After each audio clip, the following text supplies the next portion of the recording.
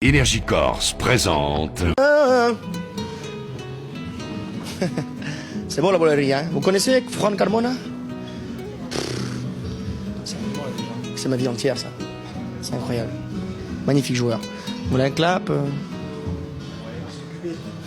voulez le meilleur clap que vous avez jamais vu dans votre vie? Salut Kenji. Salut les amis. Comment ça va? Ben ça va très très bien. On a le beau temps, il fait bon, on a un bon guitariste au fond. Ça c'est sûr. En fond de musique et ça c'est merveilleux pour commencer l'interview. Bon, mais tout d'abord merci d'accepter de répondre à nos questions. Avec C'est plaisir. vraiment un plaisir d'être là avec toi ce soir. J'ai une petite question, comment s'est passée ta journée? Parce que j'ai vu que tu as bien profité cet après-midi. Tu es parti un peu en jet. J'ai fait du Tu as jet profité ski. un peu du paysage quand même. J'ai profité du paysage, vraiment c'est magnifique ici. À chaque fois quand j'ai quelques jours en Corse, j'essaie vraiment de profiter le maximum. D'ailleurs demain je reste 2 jours en plus pour profiter encore. Ouais, super. Ouais, et chaque année je viens ici, moi 1 fois, 2 fois par an. Ouais. Je viens avec mes parents d'habitude, mais là je viens tout seul parce qu'on a des concerts. Mais j'ai bien profité aujourd'hui, j'ai fait du jet, on a fait un bon petit restaurant, on a mangé du bon poisson. C'est un peu le rituel quand on est en Corse. C'est vrai, tu as encore du jus pour ce soir. Oui, bien Il n'y sûr. a pas de bien risque sûr. à ce niveau-là. Non. Bon alors Kenji, ce soir tu te produis ici bien sûr donc sur la scène du festival d'Inul la guitare. C'est une première il me semble pour toi. Dans ce Ici, dans le festival-là, festival, oui. hein, ouais.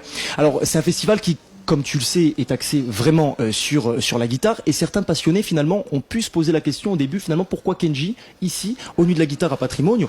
Alors est-ce que finalement ta venue ici ce soir ce ne serait pas aussi pour démontrer le grand musicien que tu es à côté du fait de la chanson, et peut-être aussi pour te rapprocher de tes fondamentaux et de tes origines, et je parle notamment à travers ça de la guitare. Exactement, tu as bien raison. C'est vrai, voilà, ils m'ont appelé dans ce festival parce que je joue tout le temps à la guitare et mes chansons, il y a tout le temps une petite guitare qui traîne par là. Et du coup, ce soir, oui, il va y avoir quelques petits morceaux à la guitare et tout. Et pourquoi m'appeler moi, malgré que c'est des chansons quand même assez pop, c'est vrai, je me pose la question aussi. Ah ben, ça me donne l'opportunité de me rapprocher de la guitare. En fait, tu as tout dit, et c'est important, je reprends un petit peu ce que tu as dit. Avec plaisir. Mais vu que tu as dit la vérité, je suis obligé de suivre un peu le chemin. Donc, c'est vrai, voilà, ouais. Ben, ça me rapproche de la guitare ce soir, on va essayer de jouer un peu plus. Je vais même rajouter un petit morceau, tant qu'on y est. Ouais, super. Peut-être. Super. Et, On verra. On garde un petit peu de suspense quand même. on garde un petit suspense. Justement, quels sont tes modèles d'inspiration, je dirais, que ce soit dans la guitare ou dans la musique en général? Alors, dans la musique en général, j'écoute beaucoup de flamenco, j'écoute Camarón, Paco de Lucia, Juan Carmona, le monsieur que je viens de rencontrer tout de suite. Je pensais même pas qu'il parlait français. J'ai toujours su qu'il parlait que espagnol. Et là, je viens de le rencontrer, il a parlé français et ça m'a fait énormément plaisir. Après, voilà, il y a Duquesne, il y a plein de chanteurs gypsy qui chantent du flamenco, qui sont pas forcément connus en France, mais que j'adore, que j'écoute tout le temps. Après, j'écoute tout ce qui passe à la radio, bien sûr. Mais là, ce soir, vu qu'on est dans le contexte de la guitare, on reste un peu dans la... Dans la guitare, justement.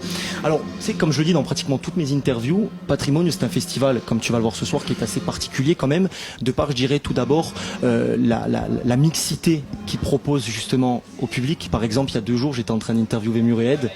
Ce soir, j'ai la chance d'être à côté de toi et de pouvoir t'interviewer aussi. Donc, on part vraiment dans des domaines complètement différents. Mais au-delà de ça, il y a aussi, et ce qui est quand même vachement important, je dirais, c'est cette proximité et ce côté intimiste qu'il y a avec le public, parce qu'on est quand même dans un petit lieu où ça fait voilà du 6000 personnes. C'est magnifique. Est-ce que c'était important aussi pour toi de pouvoir finalement te rapprocher de ton public, parce qu'on se doute bien qu'avec le succès que tu as maintenant, tu n'es plus forcément amené à jouer sur ce genre de scène-là? C'est vrai que c'est rarement, mais ça nous fait toujours, enfin ça me fait toujours plaisir de pouvoir être un peu plus proche. C'est différent que des grandes salles où on voit les gens trop loin parfois. Là, j'ai vu un petit peu la scène comment elle est. Les gens ils sont bien Là, il y a éclairés. 2 mètres entre toi et le public. Hein, C'est ça. Ils sont juste là. Hein. Et ça c'est bon, ça va être un peu plus convivial et je pense que c'est mieux même. Moi, c'est mieux les salles de 3000 personnes, 4000 personnes. Là, il y a 6000 ce soir. C'est les chiffres qui m'ont été 5000, transmis, on est vers là, 5000. on est dans ça. Ouais, Voilà, exactement. quand c'est des petites salles comme ça, c'est vrai qu'on est plus proche du public et on a tendance à profiter un peu mieux, quoi, à s'amuser. On se sent plus à l'aise et on est plus dans la rigolade du bon enfant, tu vois. Alors justement, ça m'intéresse ce que tu dis. Est-ce que tu as une manière, je dirais finalement différente de te préparer? Parce que si je me trompe pas, je regarde quand même ma fiche. Il me semble que tu as un concert donc à l'Accor Hotel Arena que tu vas faire d'ailleurs dans pas très longtemps, au mois de novembre. C'est ça. Est-ce qu'on se prépare pareil lorsque justement on part sur une scène comme celle-là et sur la scène de Patrimonio? Ou est-ce que c'est complètement différent? Alors, je pense que c'est complètement différent parce que c'est quand même Bercy, C'est immense, c'est immense. Quand c'est des grandes salles comme ça, on a quand même la pression. Même dans des concerts, des petits concerts, on a tout le temps la pression. Donc Bercy, c'est encore plus. Mais avant un concert, avant de faire Bercy, on se prépare quand même 3-4 jours à l'avance. On prépare quelque chose, on essaye de faire un peu plus de jours de répète et tout, pour que ce soit vraiment bien calé. Comme ça, on est sûr de faire un bon concert. Parce qu'il y a le mélange entre la lumière, entre les effets, entre le chant, entre Voilà. les musiciens. Et vu que c'est un gros concert, on essaye quand même de faire quelque chose de différent. Vu que ça devait être la dernière des dates, mais il y en a une autre qui s'est rajoutée. On termine en Belgique le 8 décembre. Super, tant mieux, tant mieux. Et du coup, ouais, on se prépare vraiment pour ramener quelque chose d'autre, quoi. Vu qu'on profite, je pense que c'est une fois dans une année où on fait Bercy, enfin pour moi, quoi. Ouais, Et du coup, on essaye de faire ça comme il faut.